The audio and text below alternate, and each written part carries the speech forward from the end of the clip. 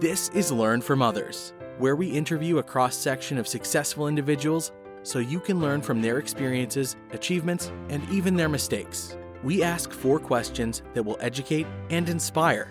Greg Stanley will be your guide as we join our guest on a journey from adolescent daydreaming to success in today's world.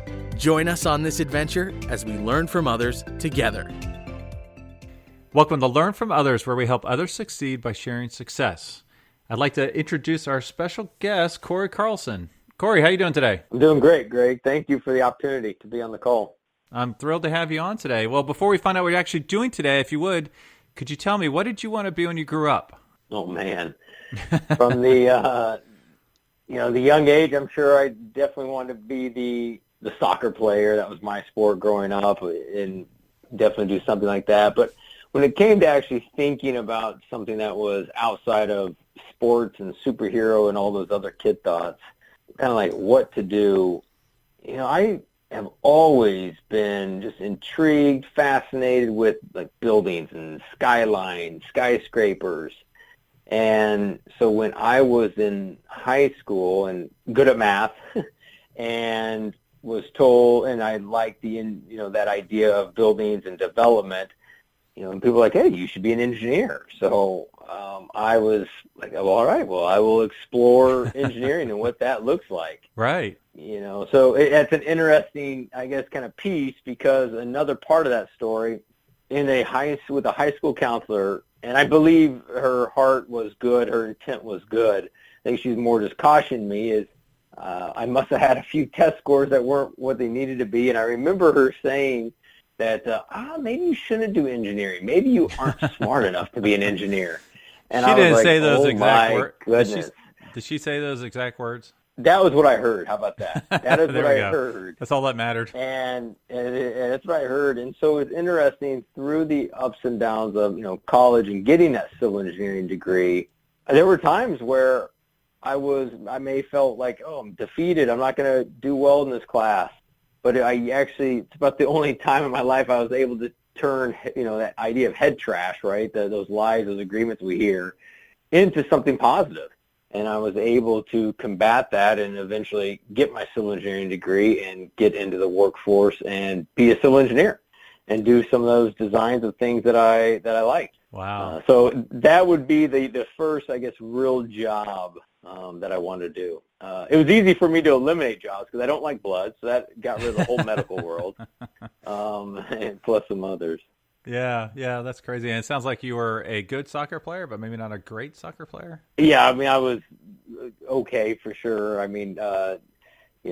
Played in high school, but then when it came to college, it shifted more to just playing intramurals for the fraternity. We had a very competitive fraternity, and so that was fun. And then played in adult men's leagues up until my late 20s. Oh, so, wow. Okay. Very, very fun to just always play soccer, and that's definitely been my favorite sport. Now, you mentioned civil engineering being possibly a job you wanted when you grew up. Well, what was your first actual real job where you got a paycheck? Yeah, coming in high school, I had a job in high school, different things. I grew up in Kansas City, so the main grocery store chain in Kansas City, at least at that time, was Hy-Vee. And so I was a Hy-Vee cashier, which as an extrovert, I loved. It was great. Got to talk to people and made some money. So that was fun. So I did that. There was a couple summers I actually did construction, did drywall. Wow. And I think if my kids actually knew I did that, they would not believe me, because anything handy I'm not very good at. So, but I did that, and I think that was actually a instrumental summer job, because I didn't necessarily enjoy it. I didn't like that, doing that labor, and it wasn't necessarily life-giving to me. So there were different times in those late night studying in college. It's like, no, I need to power through, because I don't want to do more labor job that's not in my strengths. Yeah, it's just as important to figure out what you don't want to do as it is to figure out what you do want to do. So that's great that you realize that at a young age. Yeah. Yeah. Well, if you would, tell us, what do you do today? If you would, take us from that moment of slinging drywall and going to college for a civil engineering degree, kind of walk us through your career path to what you do today. Yeah, so Kansas City is actually where I grew up, and so I ended up going to University of Missouri. And I got my civil engineering degree there, moved to Kansas City, actually met my wife at University of Missouri, and so we moved to Kansas City to start our careers. And I began with a fantastic company called Burns McDonnell, and was a civil engineer and designed airport pavements, designed Air Force Base pavement, Air National Guard pavements, as well as just other pieces in the aviation space, whether it's at airports and the terminals. Basically, everything outside of a building is what a civil engineer does, right? The pavement, the drainage. Okay, yep, pavement, drainage, curbs, absolutely, and bridges, sidewalks. and storm sewer. So I did all that design, and Burns McDonnell is an incredible company. But I saw early on that I did not enjoy the engineering piece. They actually sitting there in the cubicle doing the design, and I had communicated to my bosses and even further up the leadership flagpole that I want to do something more, maybe into more management, more into marketing, sales and marketing, business development. In a very polite way, they said, hey, we'll try to accelerate it, but, it's engineering. We tend to be a little bit more conservative, and you got to kind of earn your stripes. One of the big stripes you got to earn is your actual professional engineering license, which you don't have until you're 4 years in, if you pass the test. So they did the best that they could to get me in some accelerated kind of leadership programs. I had the opportunity to be in a leadership program where I was the only one in my 20s in that group. Everyone else was in their 30s, 40s, 50s, and so it was just a neat opportunity, but it still wasn't enough. So I kind of explored some different options. Hey, maybe I'll go get my law degree and become a patent attorney. And then I started thinking, well, that's kind of similar to engineering, except instead of sitting at a cubicle, I'll be sitting in a nice mahogany office. Maybe that's not a want. And I came across a company, Contech Engineered Solutions. They're actually headquartered in Cincinnati, which is eventually where I get to and where I live today. But I could actually do sales and marketing in the civil engineering space. So I joined Contech. By that time, I did, in fact, have my professional engineering license. I had gotten my MBA as well. And so I had kind of put together some pieces that were going to help me grow a sales, basically, territory. And so I started with Contech in Kansas City, and kind of your typical sales trajectory where I had success as a sales individual there. I grew the territory, kind of typical sales company. They cut the territory in half. They put another person in there, and they say, hey, go do it again. And I was fortunate enough to be able to do it again. So I got promoted, moved to Denver. And in Denver, I managed a bunch of states and a bunch of different people. And we were there for a handful of years, and then got promoted and moved to Cincinnati. And in Cincinnati, I was a VP of a $100 million division. Absolutely loved my boss. He was a great guy. But we were traveling different directions pretty much each week. And so I just said that, hey, I need some help. I need some leadership development help. I'm kind of mid-30s. I'm managing people older than me. I'm managing my old boss.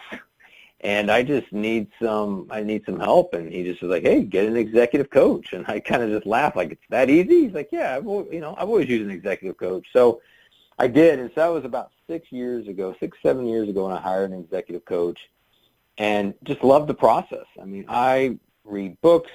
I listen to podcasts. I go to conferences. I kind of do all those different things to bring in all those inputs. What I found to be so helpful in the coaching front was the accountability. So now I'm getting these inputs, but now someone's holding me accountable. Am I actually implementing them into what I was doing? Was I developing and equipping the people that reported to me? And I'd have to almost report out on that to my executive coach.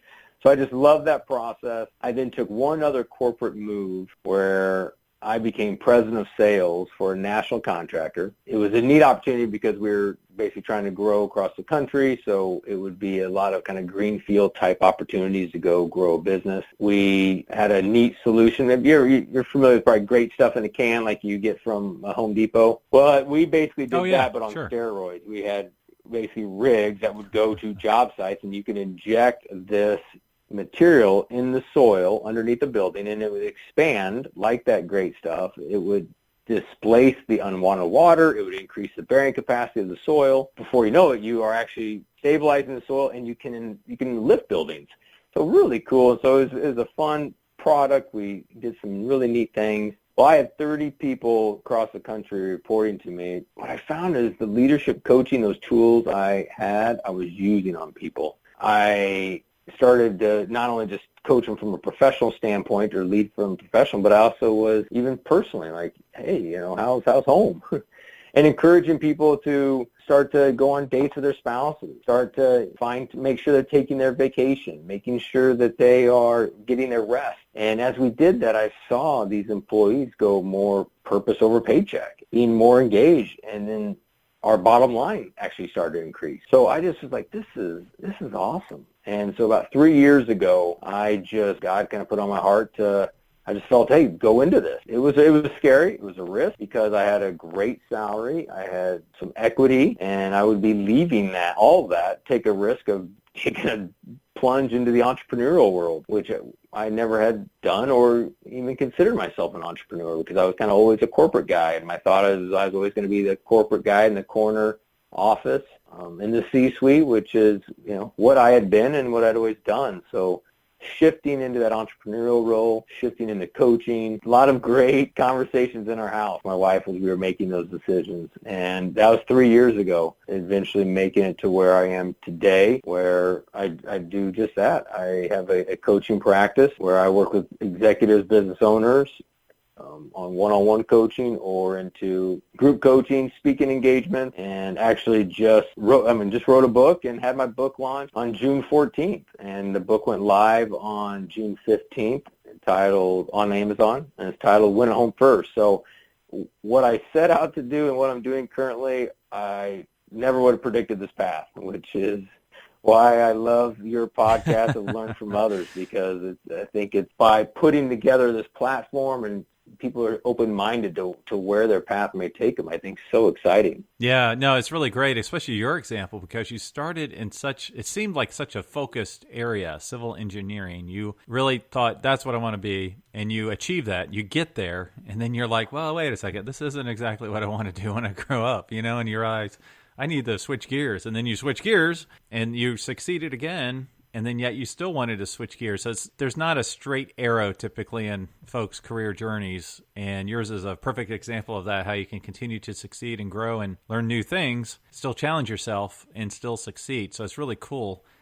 hearing your career journey. Well, thanks. And when you look back at, it looks fun and trajectory. And if any listeners are in the thinking of changing or in the midst of changing, and there was also valley times, right? There's times of, did I make the right decision? Was this the right move? Should I go back? And I definitely don't want it to mislead anybody. Hey, it's all been, cupcakes and balloons, this whole journey. What I have found is as I have followed and really more clearly defined what my purpose is, then I have found these things to be more life-giving. And I think that's the key is, for each of us to kind of be open-handed to where the career path may be, as well as just be curious to what could be and not be so rigid about, hey, this is my degree or this is what I said I was going to do, but instead be willing to flex. Right. And now, speaking of being flexible, could you tell us, what is your typical work week like? I imagine there's a lot of variety there. A significant amount of variety. It seems like about every night before I go to bed, I got to look at the schedule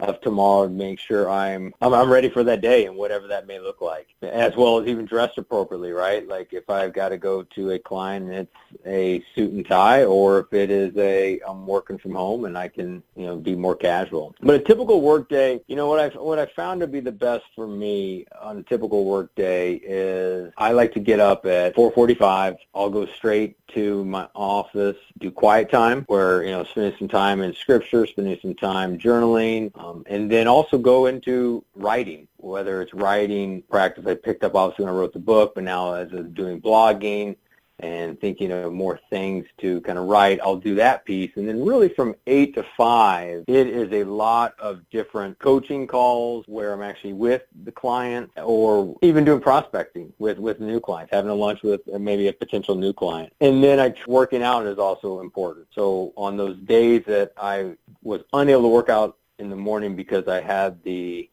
my quiet and writing time, then I'll go to the gym about 3:30. So I just kind of look and see when I can go, so I can try to get to, for me, it's very important for me to get that exercise in, to take a break and get out. So that's kind of what that day looks like, and then usually try to wrap it up 5 o'clock, and then it's family time. So it's either going to kids practices or family dinners, and then usually do not get back into the work mode until the next morning.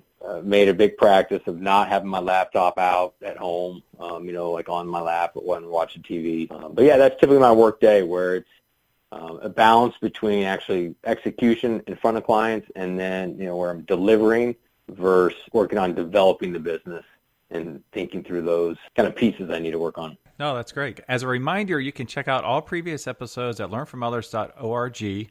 And if you're an educator or student, you can search for podcasts by career cluster. So we learned what you wanted to be when you grew up, which was a civil engineer, and you actually achieved that.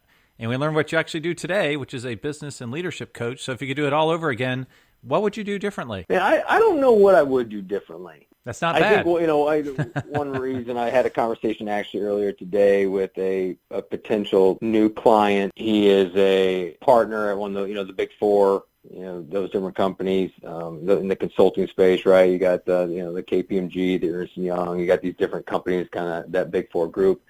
He's a partner there, and as we were talking, he asked how the transition. I think what I'm very grateful for is the different experiences I've had leading up to now I can coach. It makes it relatable. There are times I had an awful boss. I had one awful boss that was all about results, all about the responsibility what I had to get done. And to this day, I worked for that individual for a period of years. I am sure they have no idea how many kids I have or my wife's name, because it was all about the results. But yet I'm grateful for that time, because now when I'm working with a client and they are in a difficult boss scenario, I can relate, because I didn't used to relate. And so when I look back, I've been with companies where we had to do significant layoff or risks, reduction in forces. I had to do the furloughs where you go a week or 2 weeks without pay. Painful times for sure, but that's given me an experience and a perspective that now I can use in the coaching. And so that's been fun to get to do that. Was involved in a company that we tried to sell, and we were unsuccessful. But it gave me experience with private equity companies. It gave me experience of trying to sell a company and not having success. It's different pieces. I look back, I'm grateful for each of those, even if they were awful at the time, because they helped mold and shape me into basically the business coach and leadership coach I am now. So a lot of those things I'm grateful for. So it's hard to look back and say, I wish I would have done that different. I think the big thing that I think I wish I would have done differently outside of career, but more just who I am and what I do. There's a couple habits I do now that I wish I would have started that in my 20s or earlier. I'm big now in the quiet time. So, not only reading scripture and journaling. I wish I would have done those earlier. So now when I work with clients and we're talking, most often I find myself just trying to encourage them to journal. There's a great book called Lead Yourself First, and it talks about the important, they make a comment in the book where leadership today, they feel is in a decline because leaders aren't having enough solitude, because solitude will bring emotional balance and self-awareness. And I see this time and time again where even as I work with clients or just talking to people, where people can lose their temper, maybe even with their kids at night, and they may find themselves yelling, or they lose their cool at the office. A lot of times through journaling or through that emotional balance, it's a self-awareness. You can tell, hey, man, I'm starting to actually bubble up. I'm starting to get a little fired up here, because you have that self-awareness. And so journaling has been huge. I struggle with even doing that. So what are you journaling? Your thoughts for the day, stuff that you wish you... I struggle with journaling. So Well, what do you advise your clients to journal? Yeah, and every day is different for me, too, from a journaling standpoint. Sometimes I'll give some different examples. Journaling could be reading a Bible verse and saying, hey, how does that apply to me? Sometimes it's amazing. A word will jump out, and it's like, oh, my goodness, patience. Wow, it's patience. I need to be patient with the book launch. I need to be patient with, getting involved in, with different clients. And so that word may jump out. A lot of times I will even journal on a book I'm currently reading and thinking about, hey, how does that apply to me? Kind of what I'm learning, and almost use the journaling as an accountability. One thing I find a lot with clients is I'll ask questions of, hey, why don't you delegate that, a particular task? They'll stumble through their response, but most often it has to do with fear or control. They have fear that it's not going to get done the way that they would do it, or they have control issues. They just want to make sure that it gets done. So a lot of times I was having journal on even what their response was to me, like, hey, why don't you journal on that? Why are you scared to release control? What's the real root? And sometimes in that you find their root is their identity. Their identity is tied with being known to get this job done. They like being known to be the man or the woman that gets this task done, or what's the fear of it failing? And so those are some different pieces that I'll use in the journaling. I've also gone through seasons and encourage others where gratitude. Wake up and what are the 3 things you're grateful for? Go to bed, what are the 3 things you're grateful for? That kind of idea, because as research shows, the more grateful you are, you start actually looking through a lens of gratitude. You start to see all the positive things. So journaling is a big one that I wish I would have started earlier. The other one is I love to read business and leadership books.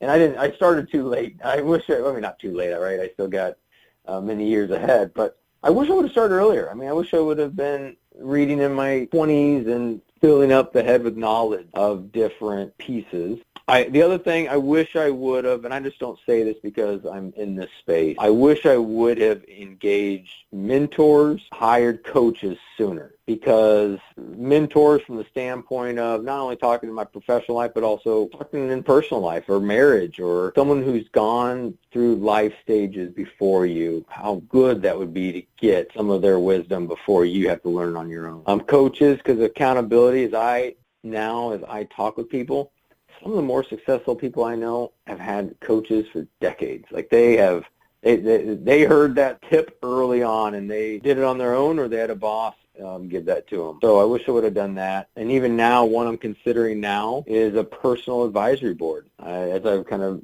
getting to know more and more leaders, and we all know people have boards for their companies, but it's only a select few that actually have personal advisory boards. And so I'm exploring that. Like, hey, that seems like something I should do. Others are doing it, but it's also just the guts to pull the trigger and start moving forward with it. So I think, from a professional standpoint, I don't think I'd do anything differently, because I'm grateful for all those experiences, the good and the bad. Right. And I just think more of what I would do would be, it's the journaling, it's the reading, and it is the mentors/coaches.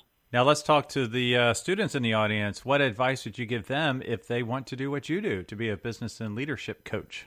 First and foremost, I say good, I don't know, that's not necessarily the right word, but at what you're doing now. What you're doing now, learn people. Everything I have done, it's people management. So if you give your best and you're serving what you're doing, you'll get more and more leadership opportunities. And then as managing people, it's resolving conflict. Kind of no matter what you're doing, I'd go all in. So back to the beginning when I talked about being a cashier at Hy-Vee. It's by working hard and being a cashier, well, then you may get another shift where someone's actually reporting to you, or you get, make some decisions on the floor by just being present. So many times we look ahead to, not from a motivation standpoint, but almost from a jealousy standpoint, like, oh, I wish I was there now. I wish I was there. No, be present where you're at and excel at basically where God has you at this moment. And so do well there. And then from there, that's a good foundation of moving forward. So it's a little bit of, hey, look forward, but then obviously look down where you're at and, kind of keep pounding the nail, from that standpoint. So that'd be, definitely one thing, because I know so many people struggle with we want that instant gratification, we want that instant leadership. But a lot of times, especially starting out young, it is that the experience of doing will give you the empathy to lead those people that you eventually will be managing. So I think that's definitely one piece. And I think the other is just be open-minded. As your podcast demonstrates, many people go a variety of paths. You just don't know exactly what your path may be. And so don't be so stubborn thinking, nope, this is what it's got to be. I got to do this, I got to do this, I got to do this. Sometimes putting together a whole life plan is, it's neat to do a vision board. I understand the idea behind it. But if we're so rigid, then I think we'll miss out on some other cool opportunities. Yeah, that's some really great points there. And you need to have a lot of business and you need a lot of experience in your work career path to become a business and leadership coach. You need to have those positives and those negatives, that real world experience so you can coach folks through it when you actually are the coach and have to help out your clients in such a way. So that's great advice. Well, are there any current projects you're working on that you would like to share? I know you mentioned your book a little bit. Can you tell us a little bit more about that? Yeah, the book, that was an enormous project, and even though it's published, the project is definitely not over. The title of the book is Win at Home First, and the reason I wrote the book, not only is it some of the testimony I've shared today, but it's even other pieces in there that kind of made me who I am today. But as I was working with clients over the last 2 years, I would get hired by clients to say, hey, can you help us with our vision and values for our company? Can you help us improve the culture at our firm? Can you help with the profit and loss statement? Take a look at it. Absolutely, I'll do all those things. But when I started getting on phone calls with these business owners, with these executives, and talking one-on-one, basically like in private, what actually was keeping them up at night really had nothing to do with the company. It had more to do with how do they engage more with their spouse? How can they be more involved in their kids' lives? How can they lose 10 pounds? How can they drink less? And so I kept finding myself saying, hey, we're going to work on all these business things, absolutely. But in order to do that, we're going to have to win at home first. And so I started going down this path with all my different clients of, working on things at home, but also at the same time attacking the need that we have at the company. And about a year ago, I had some different clients say, man, you need to write a book. I finally kind of had the guts to do it. Started putting together different blogs I'd already written plus new content, but kind of put it together. Got to the point last June. Had about a 50,000 word probably mess. I hired a writing coach. I actually hired a writing coach who's an amazing guy. Actually, Chad Allen, who has been a guest on your podcast before. Oh, yeah. Yep. He was amazing. It was the accountability. Hey, make sure you write this week. And it was plus a review of the content. Hey, you need some more comments here that are geared towards women. Okay, great. You need some over here that are more positive. They're just all negative, okay? And so it just gave me a great perspective to balance out the book to make it more reader-friendly. And so that was last summer I hired him. So over that whole year was writing the book and finalizing it to now what it is. It's a book. It's 4 parts. The first one's on, you, understand your identity, understanding how do you almost do like self-care, and some really cool frameworks and content that I learned over the years that we walk our clients through. Second part's on marriage, which is the most important relationship in the home. And then the third is on parenting, some different things that we have experienced in our home from parenting that work, as well as you even see it from basically research and data of balancing both the relationship as well as that responsibility and some other things that have worked well. Last piece is on work. And how do you equip and empower your team? And so that is the 4 parts of the book. And, man, it's just been really fun getting some really positive feedback early on from folks I obviously know, but even folks I don't know, which has been just a huge blessing. And, just continue to share it. So now the current project is promote the book. It's getting involved in podcasts. It's speaking in with different companies or small groups or churches or employers, whatever that may be. So it's kind of balancing that, hey, how do I grow the business and do the different speaking? And it's just continuing to write. And I think we're all in that social media kind of marketing game where it's like, got to post a lot, but then you post and it feels like nothing's ever seen or read. Then other times you post and it seems like it is noticed. So it's That's the project right now. Say, how do I? Right. Because when you sell a book, the royalties on selling a book are very low. But the reason I wrote the book is to reach more people, to have greater impact in other people's lives. There's a lot of neat tools that help me be a better man, a better leader, a better husband, a better father that I learned from mentors, from coaches. And so the book's got a lot of vulnerability in it. It kind of opens up my story. It opens up my family story.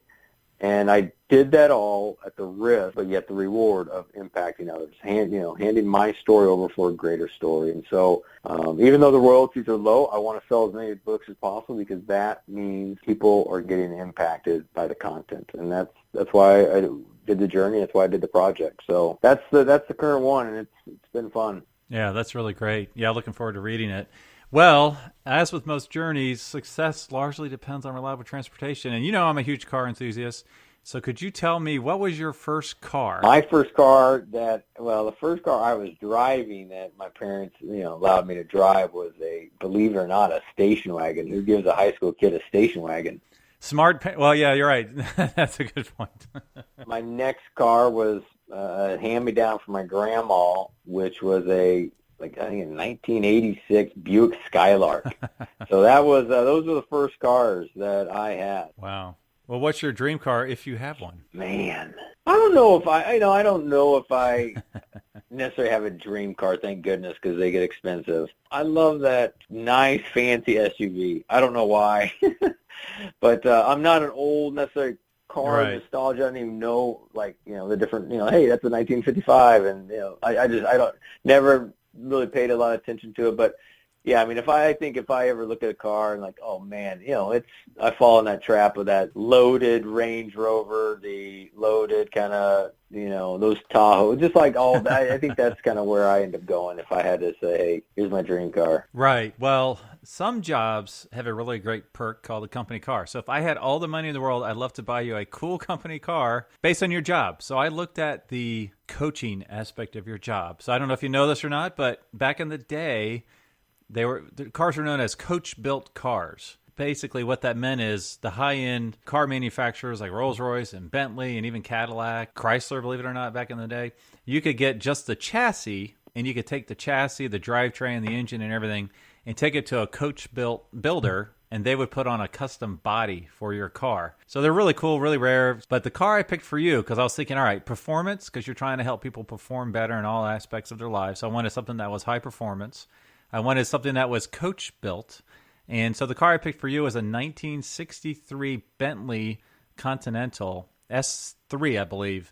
So that car was the last coach built Bentley ever built. And it was actually one of the fastest cars in the world at the time. It doesn't sound fast now, but it was very fast at the time. And that's the car I picked for you based on your job. Man, I love that car. I didn't know the car until you explained all those things, but just by your description, I absolutely love that. Obviously, I love how you tied it into the coaching, the Bentley. I love the performance. That's good. That's pretty cool. So yeah, thanks for the car. So don't hold your breath, but if I get all the money in the world, it'll be on your driveway one day. Man, all right, let's go. Let's go.